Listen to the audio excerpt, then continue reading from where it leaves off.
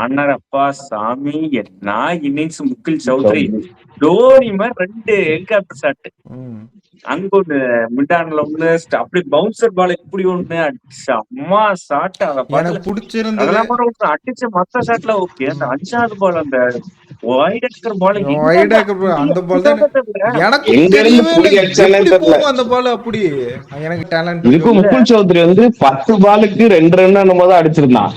10 பாலுக்கு 2 ரன்னோ 4 ரன்னோ தான் அடிச்சிருந்தான். அதுக்கப்புறம் எங்க இருந்து புடிச்சான்னு தெரியலைங்க. ஒரு ஆக்சலரேட்டர் அழுத்துனா டாப் கியர் போட்டு தூக்கி மேட்சே ஜெயிச்சு கொடுத்துட்டு போயிட்டான் ஸ்பேர் வச்சு.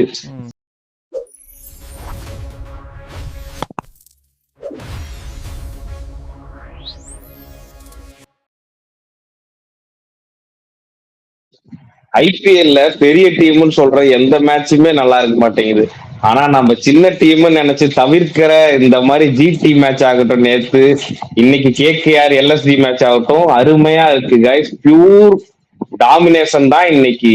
சரியான அடி. எல்லாம் டிவி ஆஃப் பண்ணிட்டு போயிருப்பீங்க எனக்கு தெரியும். ஆனா கடைசியில ஒருத்த வந்து முகுல் சௌத்ரி வந்து மேட்சையே மாத்தி கொடுத்துட்டு போயிட்டான். இது வந்து கேகேஆர் விசஸ் எல்எஸ்டி.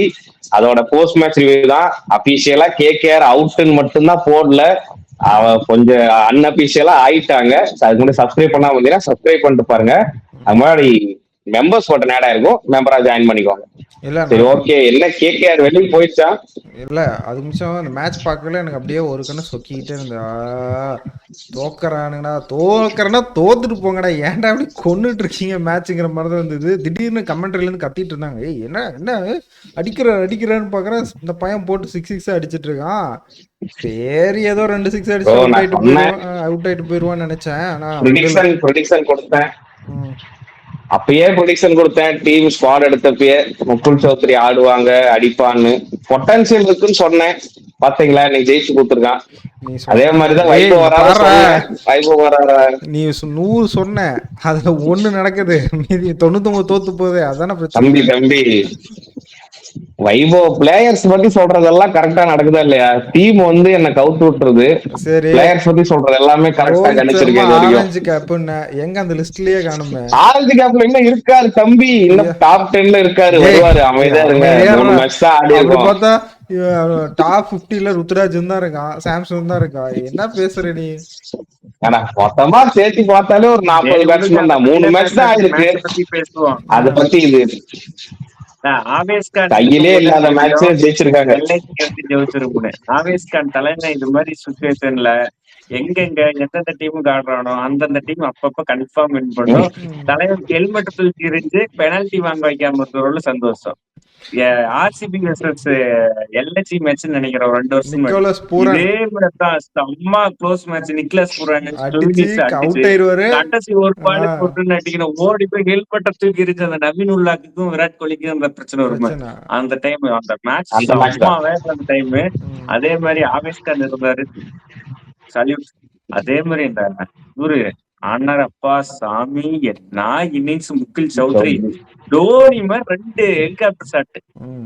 அங்க ஒண்ணு மிட் ஒண்ணு அப்படி பவுன்சர் பால் இப்படி ஒண்ணு அம்மா ஷாட். எனக்கு பிடிச்சிருந்தது. அதெல்லாம் கூட ஒண்ணு அடிச்ச மத்த ஷாட்ல ஓகே. அந்த 5வது பால் அந்த வைடக்கர் பால் அந்த பால் தான் எனக்கு தெரியவே இல்லை அந்த பால். அப்படி எனக்கு திடீர்னு இது வந்து தினேஷ் கார்த்திக் வந்து சௌமியா சக்கார் அடிப்பாரு அந்த ஏசியா கப் வின்பா. அது கூட பாத்தீங்கன்னா ஸ்லாட் பால் அடிப்பாரு. இந்த பால் ஸ்லாட்லயே இல்ல, எப்படி கிண்டி விட்டு 6 போச்சுன்னு என்னால நானும் பாக்க ரிப்ளை பண்ண, எப்படா 6 அடிச்சான்.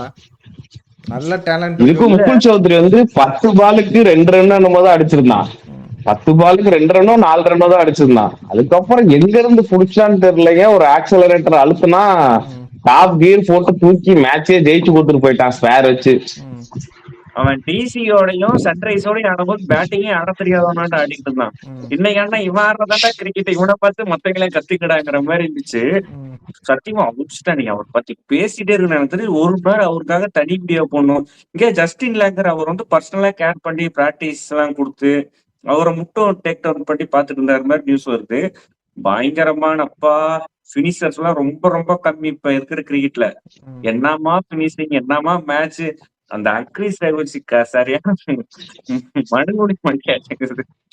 ஓடியா நினைச்சுட்டா கூட அது அவுட் இல்ல அது ஆவேஸ்க்கான ரெகுலர் மேட்ச் கீப்பர் கிடையாது. அவர் பால் புடிச்சதே அந்த பிரஷர்லாம் நல்லா ஓகேன்னு. ரெகுலர் கீப்பருக்கு போடுறதுக்கு இவங்களுக்கு என்ன ப்ரோ ஒரு பால் ப்ரோ 2 மேட்ச் கட்டலாம் 2 பாயிண்ட் கட்டலாம் குரூசியல் 3 குரூஷியல் மேட்ச் தான். தொடர்ந்து போச்சு 4 மேட்ச்ல 1 பாயிண்ட். நீங்க இங்க இருந்து கேகேஆர் மாதிரி ஒரு பேட்டிங் இல்ல பவுலிங் இல்ல 10 ஓவருக்கு 100 ரன் அடிச்சிட்டாங்க. அதுல இருந்து கடைசி 10 ஓவருக்கு 80 ரன் அடிக்க போறாங்கும் போது ரொம்ப டீம் ரொம்ப இல்ல ரொம்ப வீக்கா இருக்கு. நீ நவதீப் ரகுவன்சி சைனி, இருந்து நிறைய கார்த்திக் எதிர்பார்க்கறியோன்னு எல்லாத்தையும் நினைக்கிறேன். பண்ண முடியாது. இல்ல ரகுவன்சி இருந்து நிறைய எதிர்பார்க்கற. அவரு தான் இல்ல பேட்டிங் ஆடுறாரு. உனக்கு விக்கெட்டும் நான் விக்கெட் ஒண்ணு கீப்பிங் அவர் சொல்றேன் தான் பண்ணணும்னா என்ன பண்றது? நான் இன்னொன்னு சொல்றேன். ம். பின்னாலனா கண்டுபிடிச்சிட்டாங்க 2 மேட்சா நிக்க வச்சு அவுட் ஸ்விங்கர் போட்டு அவுட் எடுத்துட்டு இருக்காங்க. ம். ஏன் டிம் ஸ்வைப்போடு ப்ராமினென்ட்டா விக்கெட் கீப்பிங் பண்றாரு நியூசிலாந்துக்காகட்டும் எங்க விளையாண்டாலும் அவரை கொண்டு வாங்க, ஒரு மேட்ச் கொண்டு வாங்க, ரகுவன்சி மேல பிரஷர் குறையும், இன்னும் கூட ரன்ஸ் அடிப்பாருன்னு சொல்றேன் நான். இனிமே பின்னாலுமே வாய்ப்பு ஒரு இல்லை. மேட்ச் தான் அடிச்சாரு. இனிமே இல்ல வாய்ப்பு இல்லைன்னு தோணுது எனக்கும். ராமன் போல் அடிச்சிட்டாரு. அந்த 2 ரோமன் பவுல் இன்னைக்கு போட்டு ராமன் போல் பொழந்துட்டான். அடிச்சிட்டாரு. அதனால இனிமே டீம் சைபட்டுக்கு வாய்ப்பு இல்லை. இனிமே கேம் 3 அப்ப கேம் 3 இனிமே ஓவர் போட்டு இந்த சுனில் நரேன் விக்கெட் எடுத்தாரு. Sunil Naren Niklas Pooran wicket வேற எடுத்தாரா. இனிமே இந்த ஃபாரின் கம்பெனிஸ் பண்ட் மாத்த விக்கெட் மாட்டாங்க. நினைக்கிறேன். அப்போ ஒரு வேளை சேஞ்ச் பண்ணோம்னா நீங்க பின்னாலன அப்படியே ஸ்வைப் பண்ணாதான் உண்டு. பின்னால மாத்த மாட்டாங்க ப்ரோ. டிஸ்ட்ராக்ஷன் வசரம் இதெல்லாம் வச்சிருப்பாங்க. விட சுனில் நாராயணன் பேக்கா என்ன பால் தெரியுமா? சத்தியமா நான் சொல்றேன். இந்த இவரு விக்கெட் எடுத்தது அந்த கடைசி விக்கெட் ஆயுஷ் பதன் விக்கெட் முன்னாடி விக்கெட் யாரும் எடுத்தாரு. 4 ஓவருக்கு 13 ரன் சேர்றான். மேன் ஆஃப் மேட்ச் அவர் தான் நாட்டுக்கு. என்னமா பவுலிக்கு முக்கில் சௌத்ரிக்கு ஒண்ணுமே புரியல. பந்து இந்த பக்கம் குத்தி போதா அந்த பக்கம் குத்தி போதா சுத்தமா புரியல. ஏதாவது ஒரு ஸ்பின் ஓவர் தள்ளி விட்டுருக்கலாம். யாராவது அட்லீஸ்ட் அன்ஸ்குல் ராய்க்காச்சும் ஓவர் வச்சிருக்காங்க. நான் இப்பதான் யோசிச்சேன். போனாட்டமும் அவர் யார் ஓவர்ல சொதப்பிட்டு இருந்தாருன்னா அஸ்டூபே, அப்புறமேட்டுக்கு சிவகுமார். ஃபர்ஸ்ட் ஆட்டமும் குல்தீப், அக்சர், யுப்ராஜ் இருந்தேன். அந்த ஸ்பின்னருக்கு தான் அவர் கொஞ்சம் கேஸ் மாதிரி இருக்கிறாரு தவிர ஃபாஸ்ட் பவுலிங் நல்லா விளையாடுறாரு. இவங்க என்ன பண்ணிட்டாங்கன்னா ஸ்பின்னர் 16 ஓவர்லயும் முடிச்சிட்டாங்க. கடைசி 4 ஓவர் பாஸ்ட். அது என்ன மாதிரி பாஸ்ட்? கார்த்திக் தியாகி, அப்புறமேட்டுக்கு நம்ம நைட் சைனி, கேம் கிரீனுக்கு 19வது ஓவர், 20வது ஓவர் வைபவ் ஓவர் நல்லா போட்டாரு. 2 4 6 அந்த 4மே எஜ் ஆகி போச்சு. அந்த 6மே ஒரு எக்ஸ்ட்ரானரி ஷாட். கடைசி போல நேற்று பிரசித் கிருஷ்ணா மாதிரியே போட்டாரு. அது எப்படி யார் வருத்தப்படுறாங்க? வைபவ் ஓவரும் பயமே ஃபீல் பண்ணுவாரு. இல்ல வைபவ் ஓவரா நல்ல பர்ஃபார்மன்ஸ். ஃபர்ஸ்ட்லயே நீங்க 2 ஓபனர் விக்கெட் எடுத்தாரு. கடைசியில பாத்தீங்கன்னா நல்லாதான் போட்டாரு. அந்த 6 5வது பால் 6 போன ஷாட்லாம் அது இல்ல, அவர் மேல தப்பே சொல்ல முடியாது.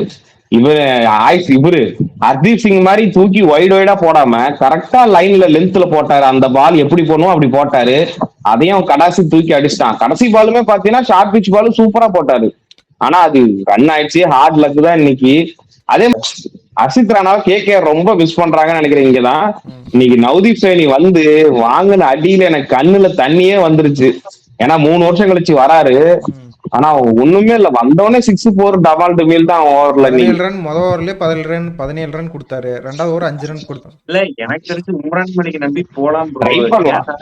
நீங்க ரீப்ளேஸ்மெண்ட் பிளேயரா நவதீப் சைனி மேல வைக்கிற கேர் உம்ரான் மலிக் மேல வச்சு அவருக்கான ஃபில் செட்டப் பண்ணாருன்னு வச்சுக்கோங்களேன், ஒரு வேகத்துலயாச்சும் பயம் கட்டலாம். நவதீப் சைனிகிட்ட பழைய அந்த வேகமும் கிடையாது. 140 தான் போடுறான். 150, 152, 53 எல்லாம் போடுவான். இப்ப அந்த வேகமும் கிடையாதுங்கும் போது ஸ்விங்கும் கிடையாது நவதீப் சைனிக்கு. 2வது ஓவர் ஸ்லோ பவுன்ஸும் கரெக்டா உடம்பு ஸ்டெம் லைன்ல போட்டுருந்தான். 3வது ஓவர் என்னன்னு தெரியல, திபர்ல மறுபடியும் ஒயிட்ல வேகமா போட்டா அன்னைக்கு குப்பி விட்டாங்க. அப்படிங்கும் போது பவுலிங் ரொம்ப வீக்கா இருக்கு கேகேஆர்ல.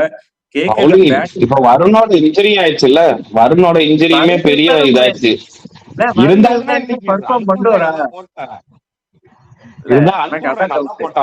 கொடுக்காம இருக்கக்கூடாது. நீ அனுகுல் ராய் போட்டது சூப்பரான பவுலிங் போயிருச்சு. ஆமா சரி, என்ன கேகேஆர் இதுக்கு மேல மீள முடியுமா? இந்த தோல்வியில இருந்து 4 தோல்வி தொடர்ந்து ஒரே ஒரு பாயிண்ட் தான், அதுவும் மழையினால. அது ஆடி இருந்தா கண்டிப்பா பஞ்சாப் ஜெயிச்சிருக்கா, அது வேற விஷயம். எனக்கு இன்னொரு டவுட், நான் இன்னொரு சேஞ்ச் கேகேஆர்ல சொல்றேன். ஏன் மனிஷ் பாண்டே உள்ள கொண்டு வரக்கூடாது? இங்க பாரு, அது சத்திரம் தான். எங்க வேணா மாத்திட்டு இருக்கலாம். அது காம்பினேஷன்ல செட் ஆகாது. இல்ல எனக்கு தெரிஞ்சு ப்ரோ மிடில் ஆர்டர் ரொம்ப வீக்கா இருக்கு. 10 ஓவர் 3 வின்னு. அடுத்து அந்த கேம் கிரீனு, நம்ம இவரு ரிங்கு இவங்கெல்லாம் ஆனது பார்த்தா கிரிக்கெட் விளையாண்ட மாதிரியே தெரியல. ரிங்கு சிங்லாம் நாம சொல்றோம்ல, அவர்லாம் கண்டுபிடிச்சிட்டாங்க. அடிக்க முடியல அடுத்த வருஷம் அவரால. வெளியே வந்துடுறாருன்னு நினைக்கிறேன். மெகா 16 ஆக்ஷன்ல கோடி வெளியே வராருன்னு நினைக்கிறேன். அதான் ஏன்னா வைஸ் அதான் கேப்டன் பண்ண எல்லாம் வெளியே வந்திருக்காங்க. மணிஷ் பாண்டே வந்து எஸ்ஆர்ஹெச்சுக்கு ஆடும் போதும் எல்ஐசிக்கு ஆடும் போதும் சொதப்பி இருக்கிறாரு தவிர கேகேஆர் என்னைக்கு ஆடும் போதுமே நல்லா தான் விளையாண்டுருக்காரு. போன வருஷம் ஒரு மேட்ச் சான்ஸ் கிடைச்சு அந்த மேட்ச் கூட 15 அடிச்சிருக்காரு. அப்படிங்கும்போது மணிஷ் பாண்டே எங்கேயாவது ஒரு 15 மணி பேட்டிங் ஸ்டார்டிங் பண்ணும். வருண் சக்கர் அடிச்சோம்ட்டா பேர் பசுமே வருண் சக்கர் இடக்கணும். அட்லீஸ்ட் பவுலிங்ல ஒரு 2-3 பவுலர் நல்லா இருக்காங்க, பேட்டிங் ஸ்டார்ட் பண்ணணும்னா அப்படி ஏதாவது ஒரு வாய்ப்பு இருக்கு. இன்னொரு டவுட், ஃபின்னல் அந்த அவுட்டா நாட் அவுட் 6 போன பால் அவுட் கொடுத்துட்டாங்க. தவறான டெசிஷன். ஒரு டைம் தான் பார்த்தாங்க. இதுக்கு எனக்கு தெரிஞ்ச அம்பையர் நம்மளுக்கு காட்டினது ஒரு டைம், அப்பனா ஒரு டைம் தான் பார்த்திருப்பாங்க, நம்மளும் நம்பிடலாம். இன்னொரு டைம் போல, ஏன் அப்பீல் போலன்னு தெரியல. இருந்தாலும் இன்னும் 2-3 பால் அவுட் ஆயிருப்பான் பின்னால. அந்த மாதிரிதான் ஆடிட்டு இருந்தான். விடுங்க, மேட்ச் எப்படியும் அவங்க கையில இருந்து போயிருச்சு. நிக்கிபி எவ்வளவுதானா? நிக்கிபி ரிஷப் அவர் ஃபார்ம்லயே இல்ல. இங்க மட்டும் இல்ல, IL T20 எதுலயுமே ஃபார்ம்ல இல்ல அவரு. அவரோட இடம் 3வது இடம், அதை கொடுக்கணும். ரிஷப் பண்ணிட்டு எதுக்கு அந்த 3வது இடத்துல இறங்குறான்னு தெரியல. என்னதான் இன்னைக்கு வந்து கேவலமா கேமரூன் கிரீன் அவுட் ஆயிட்டு போறான் பைத்தியக்காரன். ஓ, ஏன் தான் குரங்கு சட்டையெல்லாம் கொஞ்சம் கம்மி பண்ணிட்டு நீ பண்றதெல்லாம் கீழே டவுன் ஆர்டர்ல போய் பண்ணுன்னு விடலாம். பவர் பிளேக்குள்ளே வந்துட்டு ராவடி பண்ற. அப்படி அவரு ஏன் தான் இப்படி பண்றாரு தெரியல. இருக்கிற பாலு இல்ல, இன்னைக்கு ஆடி இருந்தா நிக்கலஸ் புரன் கரெக்டா 3வது ஆடி இருந்தா அவரு கொஞ்சம் அவுட் ஆஃப் ஃபார்ம்ல இருக்கனால அவரு கொஞ்சம் டைம் எடுக்கும். இப்ப கீழே பதோனி நல்லா ஆடுறதுனால நீங்களும் அவுட் ஆஃப் ஃபார்ம்ல தான் இருக்கீங்க. ரிசர்வ் பண்ணிட்டு உனக்கும் டைம் எடுத்து ஆடி கேமை எடுத்துட்டு போலாம். இப்ப கீழே முக்குல் சௌத்ரி அடிக்கிறான். அதனால இவன் என்ன மாத்துவானே எனக்கு நம்பிக்கையே இல்ல. இந்த ரியான் பராக் சொன்ன கதை தான். ரியான் பராக் கூட ஒரு மேட்ச் திரும்பி கேப்டன்ஸ்லாம் 3-4ல வரவே ப்ரிஃபர் பண்றாங்களே, ஏன் அது? அவங்களும் ப்ரொமோட் பண்ணிக்கணும். எப்பதான் செல்ஃப் ப்ரொமோட் பண்றது? யாருமே ப்ரொமோட் பண்ண மாட்டீங்க. செல்ஃப் ப்ரொமோட் பண்ணிக்க வேண்டியதுதான். சரி, ஓகே, மேட்ச் முடிஞ்சது. யாருமே கரெக்டான பதில் சொல்ல. முக்கில் சௌத்ரி தான் வந்து சொல்லிக்கிறேன். முக்கில் சௌத்ரியோட ஆட்டம் அப்படியே கண்டா நிக்கிது. ஒரு 2 வருஷம் அடுத்த IPL வரணும். யாரா இருந்தாலும் இந்த இன்னிங்ஸ பத்தி பேசிட்டே இருப்பேன். இந்த IPL இதுக்கப்புறம் இது மாதிரி ஒரு இன்னிங்ஸ் வருமாங்கிறது எனக்கு சத்தியமா தரேன். ஒரு இன்னிங்ஸ் ப்ரோ, சத்தியமா கேட்க வின்னு நினைச்சேன். நான் சுனில் நரேன் தான் man of the match, super அப்படின்னு நினைச்சிட்டு இருந்தேன். அண்டர்டேக்கர் ஆயிட்டு அவ்வளவுதான். சுப்பா, என்ன ஒரு இன்னிங்ஸ், வேற லெவல் சத்தியமா. சரி, இந்த வீடியோ முடிச்சுக்கோங்க. அவ்வளவுதான். KKR வந்து எனக்கு தெரிஞ்சு அவ்வளவுதான் நினைக்கிறேன். பால் ஊத்த போறாங்க. அடுத்த மேட்ச் ஊத்துச்சுன்னா கண்டிப்பா பால் தான். நம்மளோட ப்ரெடிக்ஷன்ல ஒண்ணு நடக்க போகுது. KKR 9வது இல்ல 10வது பிடிக்கும் போது. அதனால எல்லாரும் 4வது இடம் 3வது இடம் பிடிக்கும். அதுவும் நடக்க போகுதுன்னு நினைக்கிறேன். வாய்ப்பு இல்ல தம்பி.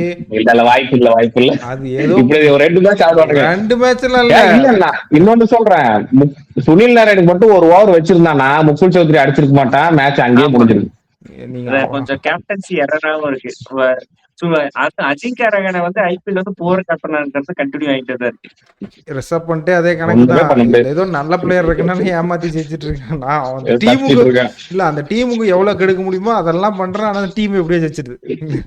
ஆபரேஷன் ஃபெயிலியர் ஆயிருது. ஆனா பேஷன் சக்சஸ்ஃபுல்லா பொழைச்சிக்கிறான். அந்த கணக்கு தான். மாத்தி உல்டாவா இருக்கு. அவரு மேல ஒருத்தர் போட்டோ வச்சு கும்பிட்டே இருக்காரு. அதனால பேஷன் பொழைச்சிடுறாங்கன்னு நினைக்கிறேன் நான்.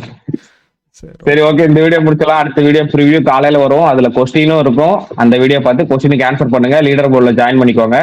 ஆல்ரெடி கேக்லாம் நிறைய பேர் வாங்கிட்டாங்க. இமேஜஸ் எல்லாம் அனுப்பியிருக்காங்க. முடிஞ்சா இந்த வீடியோல போடுறோம், இல்லைன்னா ப்ரிவியூல போடுறோம். பார்த்து தெரிஞ்சுக்கோங்க. உங்களுக்கு வேணா நீங்களும் ஆர்டர் பண்ணி வாங்கிக்கோங்க.